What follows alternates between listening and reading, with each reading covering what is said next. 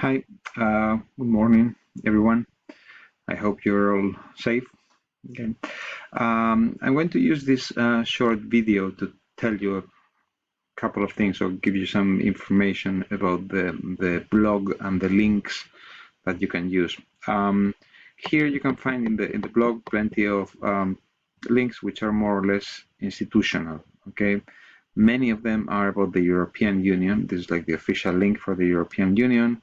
You also have links for the Parliament, the Commission, the Eurobarometer, which is a way to measure people's opinions in Europe about Europe and many other things. You also have links about the contrasts between Europe and the USA, and some other links about maps or the history of Europe. So these are all basically links, right? If you go down here, you have more. Most of these are articles in depth. Okay, so here, for example, there's an article about European identity. This again about identity and identity. This has to do with the geographical dimension. This is an extract from a book by Robert Kaplan called The Revenge of Geography, and it talks. It's about the geography of the European division. So it's a bit longer than the chapter you read about European geography, the chapter from the book called Prisoners of Geography. But if you like the topic, this is also interesting. Then you also, these are more technical articles: European identity, European foreign policy, Europeanism. You also have some other simpler links, okay, like this from the Wikipedia, some others of the European melting pot. So my advice is read as many as you can. Okay, remember you need to choose two for your article reviews. Okay, but there are a number of useful references here that you might want to use. This article is from Harari, okay, and he's the author of a book called Sapiens, which is a sort of history of mankind, very interesting one. And in this chapter, he talks about the success of Europe in the age of empires, okay, in the 16th, 17th, 18th centuries. The thesis that he has is that the main reason why Europe was so successful was a mixture of science and progress. Okay, so like or a combination of modern science and capitalism. I think it's interesting if you want to have a look. Okay, and then I also wanted to make a couple of comments about some other links that I have recently added. The other day we started talking about the next 10 countries. Okay, I have the link here. All right, so and I told you that out of these 10, I don't know how likely they will, if it's so likely or not, the fact that they will become new nations, we don't know. We said that the first one was Catalonia, of course, and we talked about this at length. The second one you also mentioned is the Flemish Republic.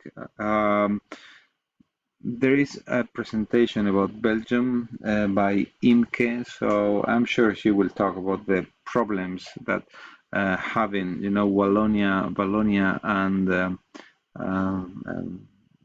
Flemish area or Flanders, they have different languages, and not just languages. There are other differences, okay? But well, nobody knows what will happen in the future, you know. The third country here they mention is Veneto. I'm not sure this is going to happen, okay? Whereas I don't know what may happen with Catalonia, the Basque Country, or with Belgium.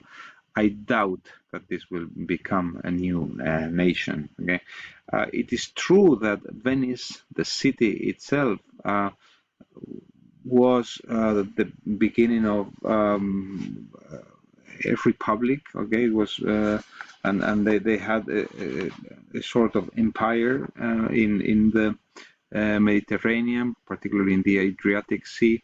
But right now, I don't think this is going to happen. I mean, there is a movement in Italy called the Lega, or like at the beginning it was called the Lega Nord, or Northern League, and they were proposing the independence of the north of Italy. But the thing is that the north of Italy is made up of many different regions. Okay, you know, like Lombardia, Piemonte.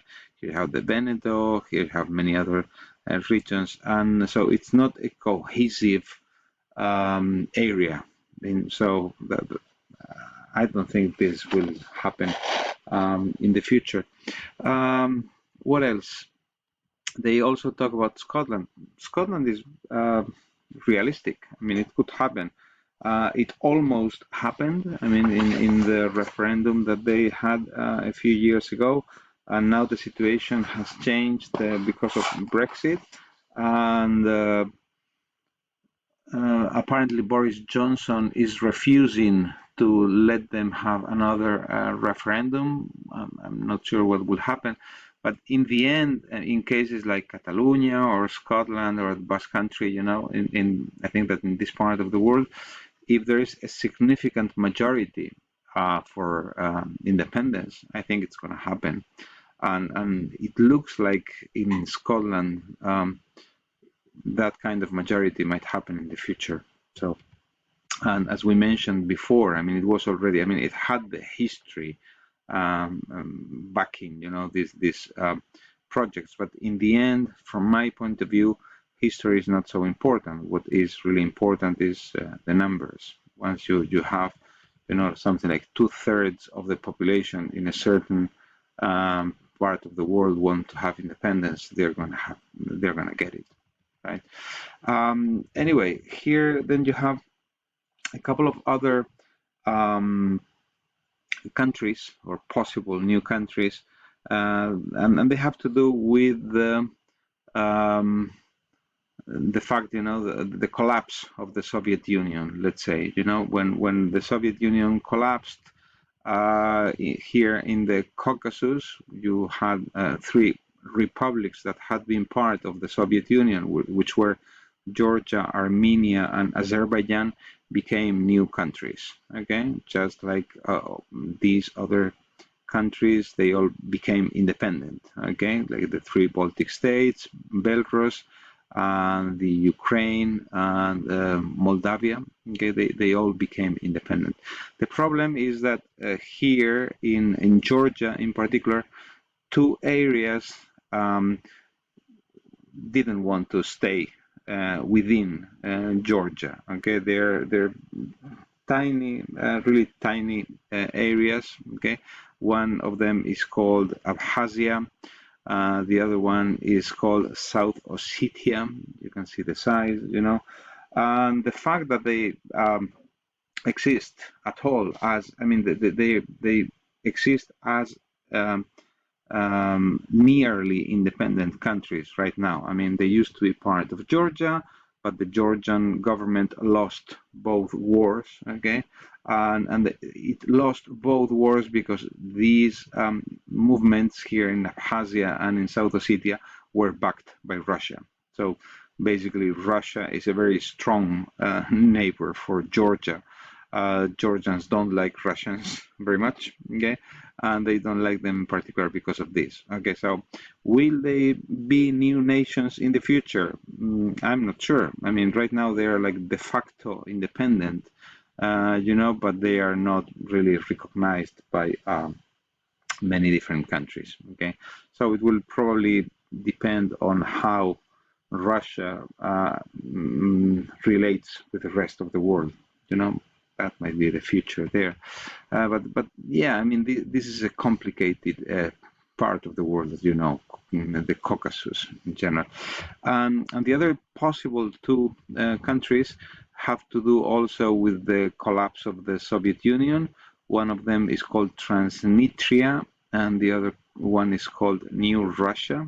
Okay, both of them have to do with um, Russian population outside the area where Russia is right now. Okay, so this is Ukraine and this is Russia, but here in these areas, you know, there's been a war, and these parts of the Ukraine have become nearly independent from the rest of Ukraine, and they are also backed by Russia. Okay, if you remember the video we saw about Russia's geography problem, it was talking about this conflict, okay, and how Russia actually needs this. This is the Crimea, okay, and one of the points that they were making in that video is that Russia needs to have this basically as an outlet for their navy, okay, because it's the only port, or I mean, it has other ports, not just here in Crimea, but they actually need this if they want to have a possibility of moving their ships to other parts of the world, particularly the Mediterranean. Okay, so and the other possible new country is a tiny area, very, very tiny. This was part of Moldavia, again, and this is called Transnistria. Okay, if you want to know more about this tiny part of land in Europe that could be a new country, you could have a look at this video, okay, here in Michael Palin's New Europe. This is a British actor, okay, who made these documentaries. So if you go there, he travels to Transnistria, okay, and basically Transnistria is a part of Moldavia, okay, that was basically populated by Russians. Okay, so when all of this was the USSR, Russians would move freely from one part to the next. Okay, so many people actually, this is the Ukraine, this is Russia, and this is Moldavia. Okay, but this area, okay, at the other side of the river Dniester, that's why it's called Transnistria, has a majority of Russians. Okay, so it's a really tiny area, and it's also de facto independent. Okay, Moldavia is, I think, the poorest country in Europe nowadays. They have enough problems of their own, okay, to worry too much about this tiny part of land. Probably if this was closer to Russia, okay, it might have become Russia already, okay, but it's not there. So here you have, I mean, as you can see, I mean, these four possible new countries that we have mentioned, they all have to do with the collapse of an empire. Okay, the most recent empire, I would say, is the Soviet Union. You know, so when you have an empire, people move freely from one part to the next. Then when the empire disappears, then you have pockets of population in different parts of the world. That's the same problem. You actually have it in Estonia, Lithuania, and Latvia. Okay, you also have important groups of Russian population there. Okay, so anyway, I hope this is enough. I'm running out of time. As you know, these videos last exactly 15 minutes. Okay, after this, we'll have a few more presentations, but I probably won't upload new videos or presentations until after the Easter break. Okay, Easter break will begin in the middle of next week. Okay, but I will keep on uploading materials. Okay, so stay safe Okay, and keep on doing your work. Okay, bye bye.